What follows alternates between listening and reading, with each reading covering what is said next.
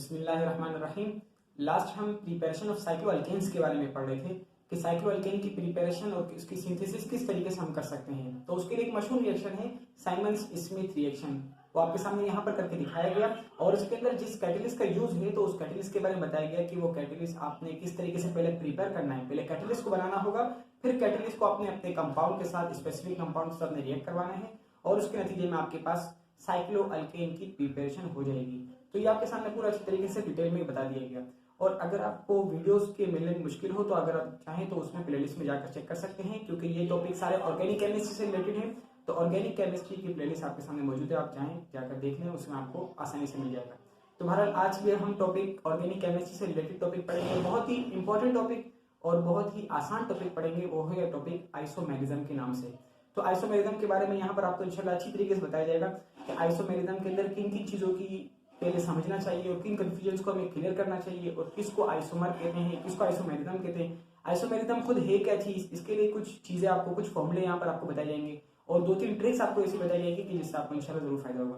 तो बहरहाल देखते रहिए, इब्तिदा करते हैं हम अपने टॉपिक की। आइसोमेरिज्म का टॉपिक है, बहुत ही आसान और बहुत ही इंपॉर्टेंट टॉपिक है आइसोमेरिज्म।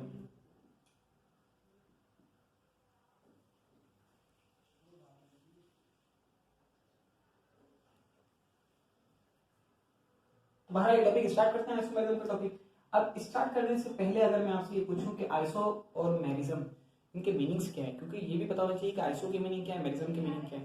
तो पहले हम इनकी मीनिंग देखते हैं, फिर इसके बाद हम इसकी डेफिनेशन में आपको बताऊंगा, वो आप अगर चाहें तो नोट कर लें। और जरूरी तो ये आपके लिए अगर टाइम वेस्ट ना करना हो तो उसको देखने के साथ साथ इसको नोट भी करें या एटलीस्ट स्क्रीनशॉट जरूर ले लें। तो बहरहाल आइसो का मतलब तो आपको पता है, सेम को कहते हैं, ठीक है ना। आइसो मीन्स क्या होता है, सेम। आइसो का मतलब होता है सेम। अब ये मेरिज्म मतलब क्या होता है, आप किसी भी बुक में देख लें तो नॉर्मली पहले तो यही बताया जाता है कि आइसो मीन सेम और मेरिज्म मतलब होता है यूनिट, ठीक है ना। इसका मतलब बताया जाता है यूनिट। तो इसका क्या मतलब हो गया, टोटली आइसोमेरिज्म का मतलब ये बताया जाएगा कि सेम यूनिट, ठीक है। अब इस सेम यूनिट के क्या मतलब है तो मैं आपको बताता हूँ यहाँ पर, आप थोड़ा सा वेट कीजिए। लेकिन मैं आइसोमेरिज्म की डेफिनेशन बताने से पहले एक चीज मैं आपको यहाँ पर बताऊं जिसको हम कहते हैं आइसोमर्स, ठीक है। अब आइसोमेरिज्म भी हम कहते हैं, आइसोमर्स भी कहते हैं। तो कहां पर आइसोमर्स कहेंगे और कहां पर आइसोमेरिज्म कहेंगे, तो ये आप याद रख लीजिए कि आइसोमेरिज्म हम उस वक्त कहेंगे जब हम किसी स्टेटमेंट के बारे में बात करें, जब हम किसी फिनोमिना के बारे में बात करें, ठीक है। लेकिन जब हम किसी एग्जाम्पल के बारे में बात करेंगे कि यहाँ पर क्या हुआ है, तो यहाँ पर हम कहेंगे चेन आइसोमर्स हुआ है, ठीक है। कोई अगर एग्जाम्पल के बारे में बात करें या कोई वर्ड के बारे में बात करें तो हम कहेंगे कि यहाँ पर चेन आइसोमर्स हुआ है, यहाँ पर पोजीशन आइसोमर्स हुआ है, ठीक है ना। ये डिफरेंट टाइप्स ऑफ आइसोमर्स हुआ है, ठीक है ना, कोई भी आइसोमर्स हुआ है। लेकिन अगर हम किसी स्टेटमेंट के बारे में बात करें कि चेन आइसोमेरिज्म क्या होता है, यानी उसका फिनोमिना क्या है, उसकी स्टेटमेंट क्या है, उसका कहना क्या है, तो उस वक्त हम कहेंगे आइसोमेरिज्म। अब चाहे किस टाइप का हो, चाहे वो पोजीशन आइसोमेरिज्म हो, चाहे वो आपके पास चेन आइसोमेरिज्म हो, चाहे आपके पास किसी भी तरह का हो, लेकिन आप अगर स्टेटमेंट के बारे में बता रहे हैं, जैसे अभी मैं आपको बताऊंगा कि मैं आपके सामने किसी भी आइसोमेरिज्म की अगर डेफिनेशन रखूंगा तो उस वक्त मैं वर्ड यूज करूंगा आइसोमेरिज्म, ठीक है। यानी मतलब ये हो गया कि अगर मैं उसकी डेफिनेशन या उसकी स्टेटमेंट बताऊंगा तो वर्ड यूज करूंगा आइसोमेरिज्म, क्योंकि आइसोमेरिज्म एक फिनोमिना है। लेकिन अगर मैं किसी एग्जाम्पल, उसी से रिलेटेड एग्जाम्पल के बारे में जब बात करूंगा तो मैं कहूंगा आइसोमर्स। ये बहुत ज्यादा इंपॉर्टेंट बात है, नॉलेज के लिए काफी ज्यादा इंपॉर्टेंट बात है, ताकि आपको ये कंफ्यूजन क्लियर हो जाए कि हमें आइसोमर्स का यूज करना है और आइसोमेरिज्म का यूज करना है, ठीक है। तो हम नेक्स्ट देखते हैं यहाँ पर सेम यूनिट के, जैसे मैंने आपको कहा। अब आपने आइसोमेरिज्म के अंदर आपने मतलब सुना भी होगा और खुद भी पढ़ा होगा यकीनन। तो यहाँ पर आज आप क्लियर कर लीजिए कि आइसोमेरिज्म कहते हैं किसको, यकीनन आपको मालूम भी होगा, लेकिन हमें डेफिनेशन तो पढ़नी है जो चीज हम पढ़ रहे हैं। तो आइसोमेरिज्म की डेफिनेशन ये बताई जाती है कि सेम मॉलिक्यूलर फॉर्मूला, थोड़ा वर्डिंग लिख लेते हैं हल्की फुल्की, सेम मॉलिक्यूलर फॉर्मूला, इसकी डेफिनेशन क्या बताई जाती है, सेम मॉलिक्यूलर फॉर्मूला। अब मॉलिक्यूलर फॉर्मूला क्या होता है ये भी आपको यकीन मालूम होगा, सेम मॉलिक्यूलर फॉर्मूला, ठीक है। अच्छा, अब क्या चीज डिफरेंट है, कोई चीज डिफरेंट नहीं है, यानी हम जो पढ़ते हैं सेम मॉलिक्यूलर फॉर्मूला के साथ हमारे जहन में जो मतलब बात बैठी हुई है कि same molecular formula but different structure formula, तो ये बात है, सही है, लेकिन ये बात यहाँ के लिए सही नहीं है, ये बात यहाँ के लिए गलत है।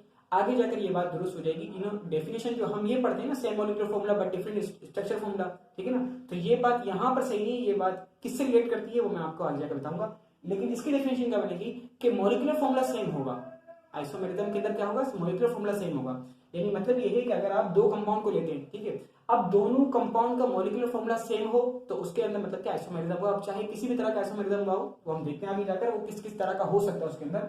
तो सेम मॉलिक्यूलर फॉर्मूला तो हो गई, लेकिन डिफरेंट किसमें होगा, बट डिफर इन केमिकल और फिजिकल प्रॉपर्टीज।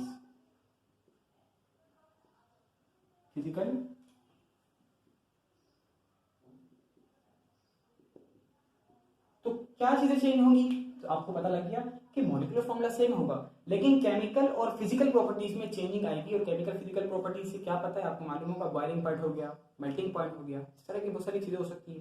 तो बहरहाल उनके अंदर चेंजिंग आए तो इसका मतलब क्या है कि यहाँ पर आइसोमेरिज्म हुआ है। ठीक है, मॉलिक्यूलर फॉर्मूला आपको सेम नजर आ रहा है, यानी समझ लें कि पहले आपके पास नॉर्मल ब्यूटेन आया हुआ है, यानी एन ब्यूटेन जिसको हम कहते हैं, और दूसरी टाइप आपके पास आइसोब्यूटेन आया हुआ है। तो मतलब क्या है, ब्यूटेन के अंदर ब्यूट से पता लग रहा है कि दोनों के अंदर कार्बन चार चार ही है, लेकिन फर्क किसमें आ रहा है? तो फर्क आपको पता लग जाएगा कि यहाँ पर जब हमने डेफिनेशन ये पढ़ी थी कि मॉलिक्यूलर फॉर्मूला सेम हो और डिफरेंट किसमें आ जाए, केमिकल और फिजिकल प्रॉपर्टीज में। क्योंकि जब आप नॉर्मल ब्यूटेन की बात करेंगे तो उसका melting point boiling point high होगा। जब आप उसकी बात करेंगे, आइसो की बात करेंगे, आइसो ब्यूटेन की, तो उसके अंदर क्या हो जाएगा, मेल्टिंग बॉइलिंग पॉइंट चेंज हो जाएगा। तो मेल्टिंग बॉइलिंग याद रखें कि केमिकल और फिजिकल प्रॉपर्टीज चेंज हो जाएंगी।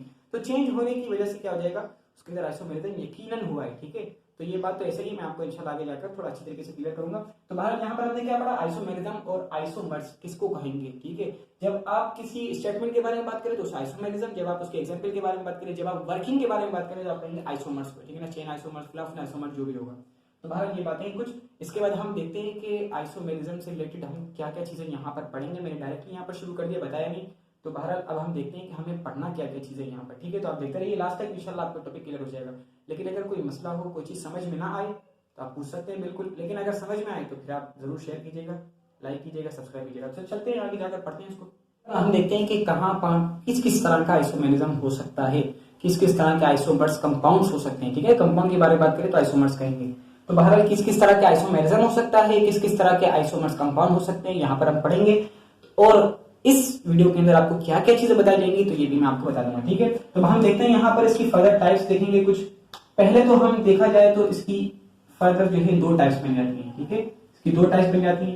पहली जो आमतौर पर पढ़ाई जाती है क्लास 12 के अंदर, अगर कराची बोर्ड वगैरह है तो क्लास 12 के अंदर जो बताई जाती है ऑर्गेनिक केमिस्ट्री के अंदर, क्योंकि ये topic isomerism in organic chemistry पढ़ रहे हैं। ठीक है, ये आप याद रखिएगा, बताया नहीं गया क्योंकि ऑर्गेनिक केमिस्ट्री हम पढ़ रहे हैं तो इसलिए मैंने बताया नहीं, वरना ये जो टॉपिक है ऑर्गेनिक केमिस्ट्री से रिलेटेड है। ठीक है, आइसोमेरिज्म इन ऑर्गेनिक केमिस्ट्री। ठीक है, अब आप याद रखिए इसको। तो बाहर इसकी फर्दर दो टाइप्स बन जाती है। पहली टाइप क्या होगी इसकी, हम कहते हैं पहली टाइप होती है स्ट्रक्चरल आइसोमेरिज्म। ठीक है, स्ट्रक्चरल आइसोमेरिज्म अगर हम फिनोमेना की बात करें। ठीक है, बार बार इसलिए कह रहा हूं ताकि आपकी ये बातें क्लियर रहे। और साथ ही दूसरी टाइप क्या होती है इसकी, stereo isomerism. Stereo isomerism, isomerism से यकीनन आपके जहन में बार बार वही बात याद आनी चाहिए। क्या याद आना चाहिए कि मॉलिक्यूलर फॉर्मूला सेम हो, लेकिन फर्क किसमें हो, फर्क हो केमिकल और फिजिकल प्रॉपर्टीज में। ये बात आपके जहन में आनी चाहिए बार बार, ताकि आपको आगे बढ़ते हुए कंफ्यूजन ना हो। क्योंकि ये तो हमने पढ़ लिया, जो चीज पढ़ ली तो उसको बार बार जहन में दोहराते हैं। ठीक है, अब देखिए स्ट्रक्चरल आइसोमेरिज्म किस तरह का हो सकता है, कितने टाइप्स का हो सकता है। तो यहाँ पर हम इसी को क्लियर करेंगे आज, कुछ टाइप्स क्लियर करेंगे, सारा नहीं हो सकता क्योंकि काफी अगर हम अच्छी तरह डिटेल में पढ़ें और हम इस हिसाब से पढ़ें कि हमें फिर आगे जाकर इसकी कंफ्यूजन ना हो, कहीं पर भी कैसा भी क्वेश्चन आ जाए तो हम अच्छी तरह कर सकें। तो इसके लिए यही है कि टाइम चाहिए, और टाइम के लिए वीडियोस को थोड़ा ज्यादा बनाना पड़ेगा। तो बाहर इसकी कुछ टाइप्स होती हैं, कुछ से मुराद है कि 6 टाइप्स होती हैं इसकी। ठीक है, 4, 5 और आपके संख्या 6। ठीक है, 6 टाइप्स होती हैं इसकी। तो पहली क्या है आपको याद होना चाहिए, याद रख लीजिएगा। अभी अगर मैं आपको बताऊं तो पहली हम पढ़ते हैं चेन आइसोमेरिज्म। चेन आइसोमेरिज्म, ठीक है, आइसोमेरिज्म तो पढ़ी लिखा हुआ। अच्छा, नेक्स्ट क्या होती है इसकी भाई, position isomerism. Position isomerism, position यानी लोकेशन वगैरह कुछ भी आप कहते हैं। अच्छा, इसके बाद थर्ड इसकी क्या टाइप हो जाएगी इसकी, functional group isomerism. Functional group isomerism, functional group isomerism. Next क्या आ जाएगी इसकी, मेटामेरिज्म आ जाएगा। Metamerism, META, Meta, MERISM, metamerism. और नेक्स्ट टोटोमेरिज्म, टोटोमेरिज्म। लास्ट आ जाएगी आपके पास रिंग चेन आइसोमेरिज्म। ठीक, टोटोमेरिज्म के साथ दोबारा आइसोमेरिज्म नहीं लाना है, मैंने नहीं लिखा है। ठीक है ना, यहाँ पर जिक्र का निशान नहीं डाला। तो बहरहाल स्ट्रक्चरल आइसोमेरिज्म की कितनी टाइप्स हैं, स्ट्रक्चरल आइसोमेरिज्म की 6 टाइप्स हैं। किस तरह का हो सकता है, चेन भी हो सकता है, पोजीशन हो सकता है, फंक्शन हो सकता है। ये है क्या चीज है मैं आपको बताऊंगा, बस आप इसके नाम याद रख लीजिए ताकि आपको ये बात। अच्छा, स्टीरियो आइसोमेरिज्म में कितनी, स्टीरियो आइसोमेरिज्म के अंदर दोबारा 2 टाइप्स आ जाती हैं। स्टीरियो आइसोमेरिज्म के अंदर दो टाइप्स क्या होंगी आपके पास, एक होगी आपके पास कन्फिगरेशनल, ठीक है, कन्फिगरेशनल, और नेक्स्ट आपके पास क्या होगी कन्फॉर्मेशनल। ये क्या होगा ये मैं आपको बताऊंगा, सिर्फ आप अभी नाम याद रखिए ताकि आपको पता होना चाहिए कि किस किस तरह के हो सकते हैं। अच्छा, फिर अगर आप बात करें कन्फिगरेशनल कितनी तरह की होगी, तो कन्फिगरेशनल भी दो तरह की होगी, एक आपके पास होगी ज्योमेट्रिकल होगी, और दूसरी आपके पास होगी ऑप्टिकल, ठीक है। और यहां पर भी आप सबके साथ लगा लीजिएगा आइसोमेरिज्म तरह तरह के, ठीक है, सब आइसोमेरिज्म है। तो बहरहाल स्टीरियो आइसोमेरिज्म जो होता है वो देखा जाए ना वो 3D शेप में होता है, 3D प्लेन, ठीक है। 3D प्लेन क्या होता है कि अगर हम यहाँ पर देखें, जैसे ये आप देख लीजिए, ये आपके पास दिखाया जाता है नॉर्मली, क्योंकि ये तो आपके पास प्लेन है, प्लेन पर तो 3D नहीं बना सकते। हाँ, बनाना चाहें बना सकते, ऐसी बात नहीं है कि अगर हम इसको बना दें ये 3D आइसोमेरिज्म बन सकता है इजीली, लेकिन ये कि मकसद यहाँ पर है कि आपको इतना पता होना चाहिए कि ये जो है ना आपके पास ये नॉर्मल होता है, लेकिन ये 3D आइसोमेरिज्म 3D यानी आपके पास 3 डायमेंशंस में होता है, और इसके अंदर आपने जो है हैजेस वेजेस सब बना बना कर दिखाना होते हैं। जब ये टॉपिक आएगा तो इंशाल्लाह आपको अच्छी तरह से क्लियर किया जाएगा, और ये इंशाल्लाह 3rd 4th वीडियो में आ जाएगा। तो बहरहाल देखते हैं आज हम इसके बारे में पढ़ेंगे कि आपके पास दोबारा देख लीजिए आइसोमेरिज्म कितने तरह के, आइसोमेरिज्म खुद क्या है, आइसोमर्स क्या है, सब बता दिया। अच्छा, अब इसके बाद इसकी टाइप्स हो गया थी आप, तो स्ट्रक्चरल आइसोमेरिज्म। अब स्ट्रक्चरल आइसोमेरिज्म क्या है, स्टीरियो का ये मैंने नहीं बताया तो मैं आपको बताता हूं। तो स्ट्रक्चरल आइसोमेरिज्म को याद रख लीजिए। आपने मैंने शुरू में कहा कि हमारे जहन में ये डेफिनेशन है सेम मॉलिक्यूलर फॉर्मूला पर डिफरेंट स्ट्रक्चर फॉर्मूला। तो वो जो आपने जो ये लाइन याद की हुई है, या वो लाइन जो मैंने याद की हुई है जब मेरे जहन में, तो वो लाइन इससे रिलेटेड है। वो लाइन गलत नहीं लेकिन इससे रिलेटेड है, ठीक है ना। वो लाइन इसकी नहीं है, आइसोमेरिज्म की नहीं है, वो लाइन आइसोमेरिज्म की एक टाइप की है, ठीक है। तो यहां पर अगर मैं लिख दूं कि सेम मॉलिक्यूलर फॉर्मूला, ये डेफिनेशन के हिसाब से मैंने एरो बना दिया, same molecular formula MF but different, क्या डिफरेंट है भाई, बट डिफरेंट स्ट्रक्चर फॉर्मूला, ठीक है। SF मतलब समझ लीजिएगा स्ट्रक्चर फॉर्मूला, ठीक है।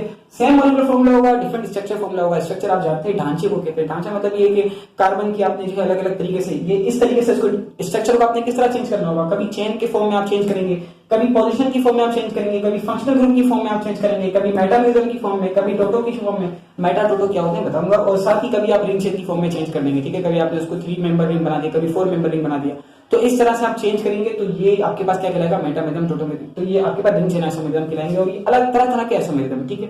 तो बहरहाल ये बातें हैं, और इसके साथ आपको यहाँ पर ये क्या चीजें हैं, ये सारा पोर्शन आपको इंशाल्लाह नेक्स्ट वीडियो के अंदर बता दी जाएगी।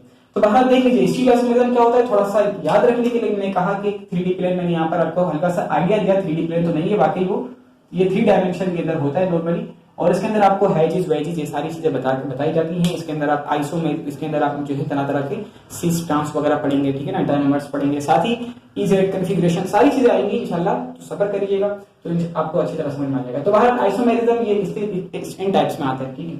लेकिन अब हमें क्या पढ़ना है, ये हमें ये टॉपिक पढ़ना है, ठीक है। हमें ये टॉपिक पढ़ना है, अभी फिलहाल ये टॉपिक पढ़ने, लेकिन लगता नहीं कि हो सके क्योंकि काफी लेंथी हो गई वीडियो।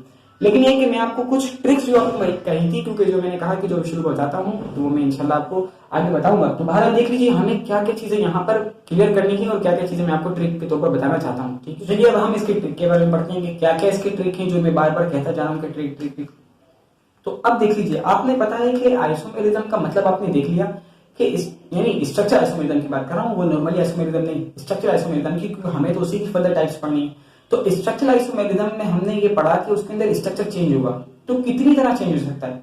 अगर एक यानी कि अगर हम देखें ब्यूटेन है, यानी 4 मेंबर का रिंग है, 4 मेंबर रिंग हो, 3 मेंबर रिंग हो, या रिंग मतलब ये कि चेन हो, नॉर्मली रिंग चेन नहीं बोल रहा मैं कहना चाह रहा हूं आपको कि अगर आपके पास जो है 4 कार्बन की चेन हो, 5 की हो, 6 की हो, 7 की हो, तो उसमें कितने पॉसिबल आइसोमर्स हो सकते हैं, आइसोमेरिज्म नहीं, आइसोमर्स कितने हो सकते हैं, ठीक है ना, यानी कितने ज्यादा कंपाउंड हो सकते हैं जिसके अंदर स्ट्रक्चर फॉर्मूला चेंज होगा लेकिन मॉलिक्यूलर फॉर्मूला एक ही चल रहा होगा। मैं यहाँ पर आपके पास यहाँ पर लिख दूंगा जो है C6H14 लिख दूंगा, ठीक है ना, यानी आपके पास हेक्सेन लिख दूंगा। तो आप उसके अंदर कितने ज्यादा पॉसिबल बना सकते हैं, क्योंकि नॉर्मली आप याद रखिएगा कि आपके एमसीक्यूज वगैरह में आ सकता है, यानी मल्टीपल चॉइस क्वेश्चंस में, कि आप बताइए कि इसके कितने पॉसिबल आइसोमेरिज्म है, तो आइसोमर्स हैं। तो मैं आपको यहाँ पर एक फॉर्मूला बता दूंगा और फॉर्मूले के मुताबिक आपने याद रखना होगा। अच्छा, अब कभी कभी आपको ये कंफ्यूजन पैदा हो जाता है, क्योंकि क्या हो जाता है हमारे पास कि हम कोई ऐसा कोई कंपाउंड देख रहे हैं, ठीक है, अब उसके अंदर क्या हो रहा है कि चेन आइसोमेरिज्म भी यहाँ पे समझ में आ रहा है, वहां पर हमें रिंग चेन भी नजर आ रहा है, हमें पोजीशन भी समझ में आ रहा है कि हो सकता है पोजीशन हो, ठीक है।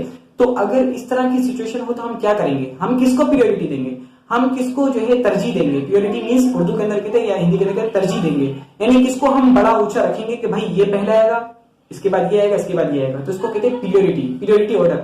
ठीक है। जैसे कि आपने नॉर्मली पढ़ा होगा नोमेनक्लेचर के अंदर भी, इंशाल्लाह जब हम फंक्शनल ग्रुप की जब नोमेनक्लेचर पढ़ेंगे तो उसके अंदर भी प्योरिटी का वर्ड में यूज करूंगा और बताऊंगा भी दोबारा भी। लेकिन अभी भी आप याद रख लीजिए कि यहाँ पर अगर इस तरह की सिचुएशन हो तो हम किसको प्योरिटी देंगे, तो आपने ये बात याद रखनी है, मैं आपको अभी बता रहा हूँ। तो इसको अगर आप चाहें अलग अलग तरीकों से आपको याद रख सकते हैं, लेकिन मैंने एक वर्ड निकाला है तो उसके लिए आप अगर चाहें तो उस तरह याद रख लें कि अगर आपके पास, देख लीजिए किस किस तरह का हो सकता है। अगर आपके पास जो है रिंग भी बन रहा है, ठीक है ना, RING रिंग, ठीक है, रिंग बन रही है। मैं पूरा नाम नहीं लिख रहा, रिंग चेन, नॉर्मली रिंग लिख रहा हूं क्योंकि आगे मेरे पास आएगा चेन आइसोमेरिज्म, तो रिंग चेन और चेन दोबारा मिक्स हो जाएगा, तो इसको मैंने नहीं लिखा, मैं लिख देता हूं उसको अच्छी तरह से। रिंग, रिंग आपके पास आ सकता है, टोटोमेरिज्म भी हो सकता है, ठीक है, टोटोमेरिज्म भी हो सकता है, याद रखिएगा आपकी। नेक्स्ट, अच्छा अब उसके अंदर फंक्शनल भी हो सकता है, फंक्शनल भी हो सकता है, कोई ऐसा कंपाउंड हो सकता है कि उसके अंदर सारी चीजें हो रही है, ऐसी एग्जाम्पल आपके सामने रखी नहीं इंशाल्लाह। अच्छा नेक्स्ट देख लीजिए, यहाँ पर आपके पास मेटा भी हो सकता है। अब आपके ध्यान में सवाल आएगा, मैंने टोटो के अंदर भी मेरिज्म नहीं लिखा और मेटा के अंदर भी मेरिज्म नहीं लिखा क्योंकि ये आइसोमेरिज्म के आइसो हटाकर यहाँ पर टोटोमेरिज्म रखा है, ठीक है ना। तो मेरिज्म तो वो आप छोड़ दे, वो तो फिनोमेना के लिए हम यूज करेंगे, तो वर्ड जो है असल उसके अंदर क्या है, टोटो, और दूसरा क्या है, मेटा, ठीक है, मैंने इसलिए ये वर्ड यूज किया है। अच्छा फंक्शनल, तो वैसे ही फंक्शनल ग्रुप को ग्रुप हटाकर फंक्शनल लिखा हुआ है यहाँ पर आपके सामने। अच्छा अब देखिए इसकी वजह है ना आपको, ताकि ट्रिक याद रह जाए हमेशा के लिए। अच्छा रिंग चेन हो गया, रिंग आपके पास आ गया, टोटो हो गया, फंक्शनल हो गया, मेटा हो गया। अब दूसरा चेन हो सकता है, तो याद आ गया कि यहाँ पर रिंग चेन के साथ इसलिए मैंने नहीं लिखा था, और पोजीशन भी हो सकता है, ठीक है। ये सारे के सारे हो सकते हैं, सारी आपके पास प्रोबेबिलिटीज हैं, सारे चांसेस हैं कि ये सारे हो सकते हैं। अब देख लीजिए आप, यहाँ पर आपके सामने क्या है, रिंग का G, यहाँ आप देख लीजिए टोटो का O, फंक्शनल का L, मेटा का A, और चेन का N, और पोजीशन का भी N। तो देखा जाए अगर हम इसको सब वर्ड्स को एक साथ लिख दें तो क्या हो जाएगा आपके पास, GOLAN और N, ठीक है ना। तो अगर हम इसको एक वर्ड में लिख दें तो क्या हो जाएगा, गोलेन, ठीक है ना, गोलेन। तो याद रहेगा इंशाल्लाह आपको ये इस तरह। वरना अगर हम इसको ये भी कर सकते हैं, क्योंकि नॉर्मली हम क्या करते हैं कि फर्स्ट वर्ड ले लेते हैं, अगर हम इसका फर्स्ट अल्फाबेट ले लेंगे तो मुश्किल हो जाएगी, क्योंकि देख लीजिए RTFMCP अभी तो याद हो जाएगा, बाद में पूछेंगे, तो इसलिए मैंने क्या किया कि गोलेन इस तरह अगर आप चाहें तो अच्छी तरह याद रहेगा आपको। अब इसमें प्योरिटी किस तरह दी जाएगी कि अगर आपके पास क्या है, रिंग चेन आ रही है, रिंग, अब ये याद रखना होगा कि जी से मतलब क्या है, रिंग है, ठीक है ना, ओ से मतलब क्या होगा, टोटो होगा, एल से फंक्शनल, ए से मेटा, मेटा का ए आ रहा है ना, और अच्छा एन चेन का और पोजीशन का, तो एन से आपको जो है याद रखना होगा, पोजीशन पहले आपके पास आएगा या चेन आएगा, तो चेन आपके पास पहले आएगा फिर आपके पास पोजीशन आएगा। तो गोलेन आपने इस तरह याद रखना है, बस एन और एन में यहाँ पर फर्क थोड़ा सा अपने जहन में रखना होगा कि एन से मुराद चेन है, अच्छा, और एन से मुराद पोजीशन है। तो बाहर देख लीजिए आपके पास क्या क्या गोलेन आ गया। अब इसके अंदर क्या है कि कभी ऐसा कंपाउंड है जिसके अंदर आपके पास क्या क्या बन रहा है, देख लीजिए। अगर मेरे पास कोई ऐसा कंपाउंड है जिसके अंदर मैंने कहा कि वहां पर आपके पास पोजीशन बन रहा है, ठीक है, पोजीशन बन रहा है। अब पोजीशन भी मुझे समझ में आ रहा है, अच्छा मुझे ये भी समझ में आ रहा है कि उसके अंदर रिंग चेन भी है, अच्छा, और साथ ही मुझे समझ में आ रहा है कि चेन भी है, ठीक है। अब मैं क्या करूं, मैं किसको प्रायोरिटी दूं, तो मुझे ये कहा जाएगा इस रूल के मुताबिक कि आप रिंग चेन को दें, किसको देंगे, रिंग चेन को पहले दें, ठीक है। नेक्स्ट किसको दूं, नेक्स्ट मैं इसको दूंगा, चेन को दूंगा, ठीक है, क्योंकि मेरी प्योरिटी के मुताबिक ये है, चेन आएगा। लास्ट में किसको दूंगा, पोजीशन को दूंगा, ठीक है, बात समझ में आ गई, मेरी बात क्लियर हो गई। अच्छा अगर कभी ऐसा हो जाए कि चेन बन रहा हो पोजीशन भी बन रहा हो, तो आपने किसको प्रायोरिटी देनी है, चेन को देनी है, फिर आपने पोजीशन को देनी है, ठीक है। तो बहरहाल ये है कुछ बातें जो आपके इस टॉपिक से रिलेटेड काफी आपको फायदा होगा। तो सबसे पहले हमने किसके बारे में पढ़ा, आइसोमेरिज्म के बारे में पढ़ा कि आइसोमेरिज्म क्या है, आइसोमर्स किसको कह सकते हैं। आइसोमर्स हम नॉर्मली दोबारा सुन लें, कंपाउंड को कह सकते हैं कि ये इस कंपाउंड के अंदर क्या हुआ है। तो इसकी वर्किंग के बारे में अगर हम बात करेंगे तो, या एग्जाम्पल के तौर पर हम बात करेंगे तो हम कहेंगे आइसोमर्स। अगर हम आइसोमेरिज्म कहेंगे तो मतलब ये होगा हम किसी फिनोमिना, किसी स्टेटमेंट के बारे में बात कर रहे हैं जो एक फिक्स बात है, ठीक है। अच्छा फिर हमने पढ़ लिया कि आइसोमेरिज्म की क्या टाइप्स हो सकती हैं, तो हमने दो इसकी फर्दर टाइप्स पढ़ी। आप अगर चाहें तो पीछे करके इसका जरूर स्क्रीनशॉट जरूर ले लें ताकि आपके जहन में याद रहे। अच्छा फिर हमने नेक्स्ट पढ़ा कि क्या क्या चीजें, जैसे मैंने आपको यहाँ पर ये चीज बताई कि हम प्रियोरिटी किसको देंगे, अगर बहुत सारी यहाँ पर पॉसिबिलिटीज हों तो हम किसको प्रियोरिटी देंगे, तो आपके सामने यहाँ पर बता दिया कि इन चीजों को हम प्रियोरिटी देंगे। अब मैंने एक और चीज आपको कही थी कि हमें यहाँ पर एक फॉर्मूला के बारे में पढ़ना है कि एक कंपाउंड के अंदर कितने पॉसिबल आइसोमर्स हो सकते हैं, तो वो भी आप देख लीजिए। मैं आपको यहीं पर ही बता देता हूं कि देखिए अगर आप किसी भी, ये फॉर्मूला मैं आपको बता रहा हूं कि आप किसी भी कोई भी कंपाउंड हो उसके अगर आपने चेक करना है कि यहाँ पर कितनी ज्यादा इसकी पॉसिबिलिटी है। जैसे मैंने आपसे कहा कि मैं आपको 4 कार्बन की 4 मेंबर रिंग दे दूं या 4 मेंबर चेन दे दूं, तो आप क्या करेंगे, उसके अंदर कितने बना सकेंगे। आपको अगर देख लीजिए मत जो जस्ट आंसर देना है कि आप बता दीजिए कितने बन सकते हैं, आपको सिर्फ नंबर में आंसर देना है। तो न्यूमेरिक वैल्यू के अंदर आंसर देंगे तो आप बनाएंगे तो उस वक्त जल्दी जल्दी बनाए और फिर चेक करें कितने बन सकते हैं। तो उसके लिए एक फॉर्मूला है, तो फॉर्मूला आप याद रख लीजिए। लेकिन देख लीजिए, आप याद रख लीजिएगा ताकि आपके ध्यान में कोई सवाल ना आए फॉर्मूला लिखने के बाद कि ये फॉर्मूला क्या हर जगह पर चलेगा। ये फॉर्मूला जहां पर चल सकता है वो मैं आपको बताता हूँ, लेकिन फॉर्मूला पहले आप सुन लीजिए क्या फॉर्मूला क्या आपके पास कोई भी हो, ठीक है ना। अगर मैं यहाँ पर लिखता हूँ CnH2n+2, क्योंकि आपको पता है अल्केन अल्केन है। अब अल्केन का क्योंकि आइसोमर हम नॉर्मली अल्केन के अंदर ही पढ़ते हैं, तो भारत देख लीजिए आपके CnH2n+2। अब यहाँ पर क्या है Cn, तो आपने क्या करना है 2 की पावर, जनरल फॉर्मूला बता रहा हूँ, फिर हम इसके एग्जांपल एक दो कर लेंगे। 2n-4, ठीक है, ये 4 है आपके पास, और फिर प्लस का 1 पावर में नहीं, 1 आपके पास कोएफिशिएंट के तौर पर आएगा। 2 पावर n-4 प्लस का 1 अलग से जिस तरह 2 है। तो बहरहाल यहाँ पर आपके सामने ये फॉर्मूला है। अब ये फॉर्मूला कहाँ पर चल सकता है और कहाँ नहीं चल सकता, तो आप ये याद रख लीजिए, ये उन अल्केन की चेन में चलेगा जो अनब्रांच हैं। अनब्रांच अल्केन के लिए फॉर्मूला चल सकता है, इसके अलावा नहीं चल सकता। अनब्रांच अल्केन यहाँ पर मैं लिख दूंगा तो याद रहे आपके साथ, अनब्रांच अल्केन्स, ठीक है। अब अगर आप चाहें कि, क्योंकि आप यहाँ पर तो देखेंगे कि 2-3 आइसोमर्स पढ़े होंगे, आपको मैं दिखाता हूँ एक एग्जांपल करके, लेकिन फिर आप देखेंगे कहीं और तो आपको यह नजर आएगा कि भाई आपने बताया था कि ब्यूटेन की 2 बनते हैं 3 बनते हैं, लेकिन दूसरी जगह पर हम देख रहे हैं तो वहां पर 4-5 बन रहे हैं। तो उसके अंदर क्या होगा कि आपको ब्रांच भी ब्रांच शामिल किया हुआ होगा। अच्छा, ब्रांच अगर होगी और साथ ही आपके पास जो इथीन भी बना देंगे, तो यहाँ पर अल्केन के अंदर ही पॉसिबिलिटीज बताएंगे। यहाँ पर आपको अल्केन के अंदर रहते हुए पॉसिबिलिटीज बताएंगे, उसके अंदर डबल बॉन्ड वगैरह नहीं बनाएंगे, उसके अंदर आपके पास सब्स्टिट्यूएंट या फिर कोई ब्रांच नहीं होगा, ठीक है। जैसे क्या मतलब है, अगर मैं यहाँ पर लिखता हूँ ब्यूटेन को लिख देता हूँ, आपको पता है कि C4H10, ठीक है ना, ब्यूटेन का फॉर्मूला। अब मुझे इसके लिए क्या करना होगा, आपके पास देखिए फॉर्मूला क्या है आपके पास कि 2 की पावर n-4। अब ये n आपके पास क्या है, 4 है, 4-4, ठीक है, प्लस का 1। अब आपको पता है कि 2 की पावर क्या बन जाएगी, ये 2 की पावर बन जाएगी 0 प्लस का 1। 2 की पावर 0 क्या बन जाएगा, 2 की पावर 0 1 ही बनेगा ना, किसी भी कांस्टेंट की पावर 0 लगा तो 1 बनता है वो। अच्छा, 2 की पावर 0 1 और 1 + 1 क्या हो जाएगा आपके पास 2। तो अगर हम देखें, देख लीजिए, आपको मैं दोबारा याद दिला दूं कि ये जो फॉर्मूला है ये सिर्फ ये अनब्रांच अल्केन्स के लिए है। इसके अंदर ना तो आप अल्कीन को लाओगे, ठीक है ना, आइसोमेरिज्म जब बनाएंगे तो आपने तो यही कहेंगे ना भाई कि देख लीजिए आपने कहा था कि मॉलिक्यूलर फॉर्मूला सेम हो, different physical properties chemical properties हो, डिफरेंट स्ट्रक्चर फॉर्मूलाज हो, तो स्ट्रक्चर फॉर्मूला चेंज होगा लेकिन मॉलिक्यूलर फॉर्मूला तो सेम ही है ना। यानी अगर आप इसके जरिए अल्कीन बना दे, तो मैं आपको ये क्लियर कर रहा हूँ कि यहाँ पर इस फॉर्मूला ये फॉर्मूला कहाँ चलेगा, ये फॉर्मूला वहां चलेगा जो अनब्रांच हो, जिस पर कोई सब्स्टिट्यूएंट कोई ब्रांच ना लगी हुई हो, ठीक है, ये फॉर्मूला वहां पर एग्जिस्ट करेगा। और साथ ही इसके अंदर ना तो आप अल्कीन अल्काइन नहीं बना सकते, ठीक है, जो आप इसके अलावा बना सकते हैं वो आपको इंशाल्लाह नेक्स्ट वीडियो के अंदर बताएंगे, काफी लेंदी हो गया है। तो भाई देख लीजिए आपके अनब्रांच अल्केन में चलेगा। अब यहाँ पर क्या होगा कि अगर हम इसको अल्केन के अंदर इसको शिफ्ट करें तो ये कितने 2 टाइम्स के आइसोमर्स इसका हो सकता है। देख लीजिए, जैसे मैं यहाँ पर लिख देता हूँ, अगर आपके पास कि CH3 CH2 CH2 और ये आपके पास आ गया CH3, या फिर मैं इसको इस तरह से लिख दूं तो भी कोई मसला नहीं, क्योंकि देख लीजिए हर पॉइंट पर एक कार्बन होता है, इसके बारे में आपको पता है, वीडियो अपलोड कर दी गई है। 1 2 3 4 कार्बन से मतलब क्या ब्यूटेन है। अच्छा, आप देख लीजिए, अब मैं इसको किस तरह शिफ्ट कर सकता हूँ, मैं अगर इसको चाहूं तो इस तरह कर दूं, अनब्रांच है ना, कोई ब्रांच नहीं लगी ना, इस पर कोई ब्रांच लगी हुई नहीं, आप लगा लें, ये बात कोई मसला नहीं, लेकिन ब्रांच पहले से लगी हुई और उसको आप यहाँ शफल करें तो अलग बात है, ठीक है ना। तो बहरहाल मैं इसको किस तरह कर सकता हूँ कि मैं यहाँ से CH2 को हटाकर, ठीक है, मैं इसको ऐसे ही जोड़ दूं और ऊपर में लगा दूं CH2, है क्या नहीं, तो इस तरह लगा दें।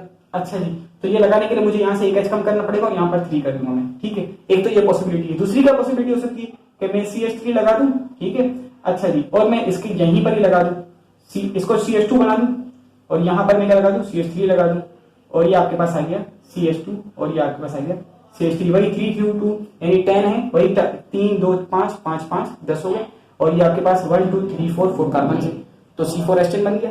तो ये इस तरह से, ठीक है ना, मैंने क्या किया कि आपको अंदर के अंदर चेंज कर दिया। अब ये नहीं कि आपने कि बस इस तरह की चेंजिंग हो सकती है, नेक्स्ट और कोई चेंजिंग नहीं हो सकती है।